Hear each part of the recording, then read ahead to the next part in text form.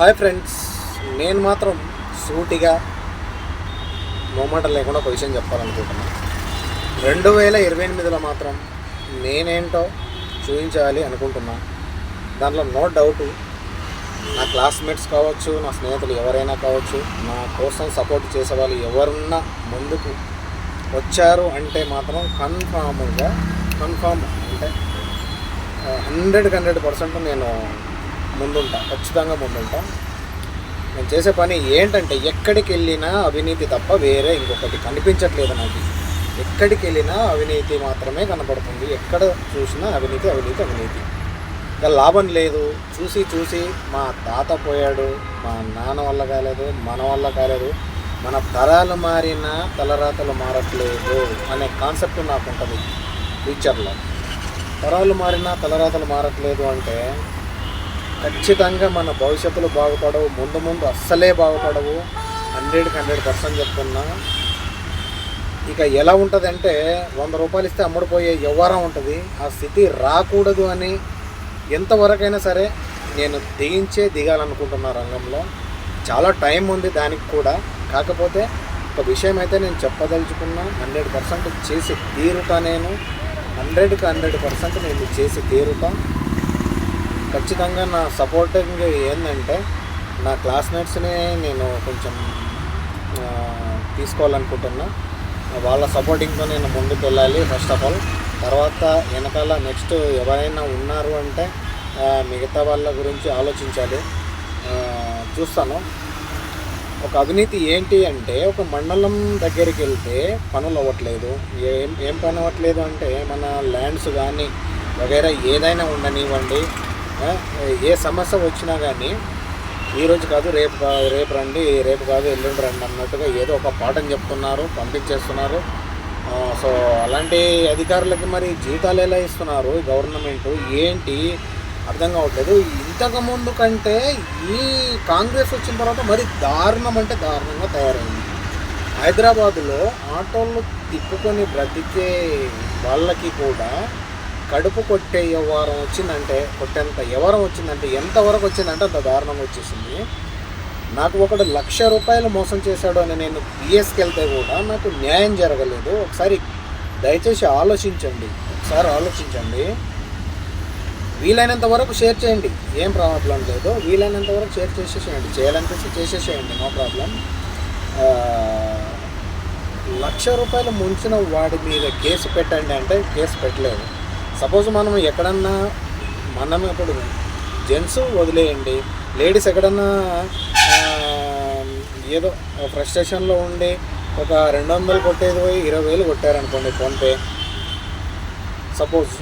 మరి ఆ లేడీస్ వెళ్ళి పిఎస్లో వెళ్ళి చెప్తే కేసు తీసుకుంటారా తీసుకోరా, మరి న్యాయం చేస్తారా చేయరా, మరి నాకైతే అర్థం కాలేదు.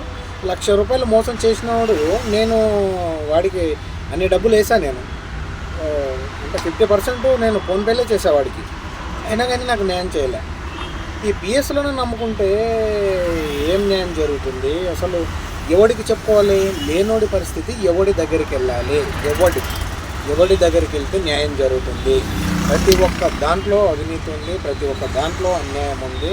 ఇంకొకటి చాలా అంటే చాలా ఘోరంగా జరిగేది ఏంటంటే నగరాలలో చాలా ఘోరాలు జరుగుతున్నాయి, ప్లస్ అన్యాయాలు మాత్రం చాలా జరుగుతున్నాయి. అన్యాయాలు చెప్పలేనంత టూ మచ్గా ఉంది. సో నేను కూడా ఫ్యూచర్ ఆలోచిస్తున్నాను. నేను కూడా ఇక ఇలా అయితే కుదరదు. ఓనాడు వస్తున్నాము, ఏదో రోజు వెళ్ళిపోతాం. ఏదో ఒక రోజు వస్తున్నాము, ఒకరోజు వెళ్ళిపోతాం. 100% నేను మాత్రం ఒక పనికి ముందడుగు వేస్తున్నాను ఫ్రెండ్స్. ఖచ్చితంగా సక్సెస్ అవ్వాలనే నేను మనస్ఫూర్తిగా కోరుకుంటున్నాను. నేను ఆ మహాదేవుని సాక్షిగా, శ్రీరాముల వారి సాక్షిగా నేను న్యాయం చేయాలి అని, ప్రజలకు న్యాయం చేయాలి. ప్రజలకు 100% ఖచ్చితంగా 100% సక్సెస్ఫుల్ బాటలో తీసుకెళ్లాలని నేను నిర్ణయం మాత్రం తీసుకున్నాను. అందుకోసమే ఈ వీడియో పెడుతున్నాను. ఇక ముందు నుంచి కూడా వీడియోలు పెడుతూనే ఉంటాను. నా యూట్యూబ్ ఛానల్ వచ్చేసి భాను యాదవ్ 1818 అని కొట్టేసేయండి, మీకు వీడియోస్ వచ్చేస్తుంటాయి. ఎంతసేపు ఉన్నా కానీ బయట జరిగే ఘోరాలు అన్యాయాల గురించే నేను మాట్లాడతాను. నాకు వేరే విషయాల గురించి అనవసరం. ఇంకా వేరే విషయాలు ఏముంటుంది, తినడానికైనా ఏ దానికైనా ఇక జరిగేవి జరుగుతూనే ఉంటాయి, కామనే. కానీ అన్యాయాలకు మాత్రం విపరీతమైన గ్రీన్ సిగ్నల్ ఇచ్చేశారు. మరి అదేంటో నాకు అర్థం కావట్లేదు. కానీ ఖచ్చితంగా మాత్రం 100% మాత్రం నేను మాత్రం రంగంలో దిగాలి అని నిర్ణయించుకున్నా. ఫ్యూచర్లో మాత్రం నేను తీసుకునే నిర్ణయం చాలా స్ట్రాంగ్గా ఉంటుంది. చాలా అంటే చాలా స్ట్రాంగ్గా ఉంటుంది. 100% స్ట్రాంగ్గా ఉంటుంది. ఎందుకంటే మనకి హిందువులుగా ఉన్న మనకి కనీసం ఒక నిజం చెప్పాలంటే హిందువులే కనీసం సెక్యులర్గా అనిపిస్తుంది నాకు. సెక్యులర్గా అనిపిస్తుంది నాకు. ఎందుకంటే వేరే వాళ్ళు మోసం చేసినా ఏం చేసినా కానీ ఇలా కాలర్ ఎగరేసుకుంటూ తిరుగుతున్నారు. మనోళ్ళు నిజాయితీ అని ఎన్ని రోజులు నిజాయితీ అని పోతారు. నీ సొమ్ము పక్కోడు మేస్తున్నా కానీ పట్టించుకోరు. నీకు అన్యాయం జరుగుతున్నా కానీ పోతే పోనీలే అంటే నీకు దేవుడు వచ్చి దిగుతాడా?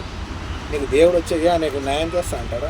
నీకు దమ్ముంటే నీవు చేసుకో అని చెప్తాడు. మరి నువ్వు మనిషిగా పుట్టావు కదా, నీకు ధైర్యం ఉంది కదా, దమ్ముంటే నీవు ఏదైనా నిరూపించుకో అని చెప్తాడు. కానీ నేను వచ్చి నీ దగ్గరకు వచ్చి నీకు న్యాయం చేయాలంటే నీవెందుకున్నారు?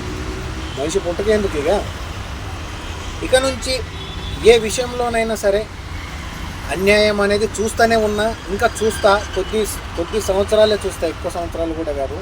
100% చూస్తా. నేను చేస్తా, ఖచ్చితంగా చేయాలనే నిర్ణయంతోనే నేను ఖచ్చితంగా ముందుకు రావాలనే నేను ఒక గట్టి నిర్ణయం, ఒక నమ్మకంతో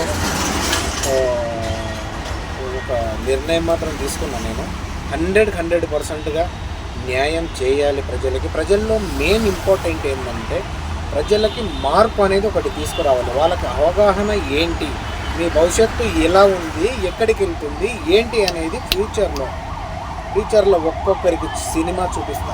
ప్రజలకు నాకు మాత్రమే పోటీ. ఇక నుంచి ప్రజలనే కడుగుతా, ప్రజల గురించే మాట్లాడుతా.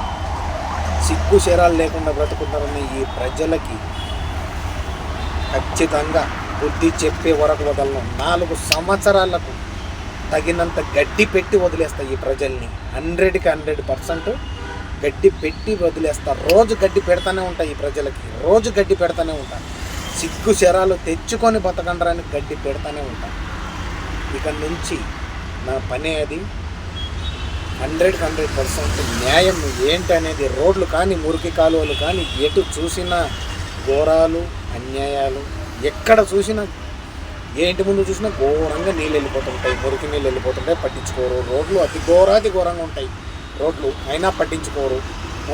మేమింత పొడుగు అని మేము బిల్డప్లు ఇచ్చుకుంటూ రోడ్ల మీద తిరుగుతారు చూడు.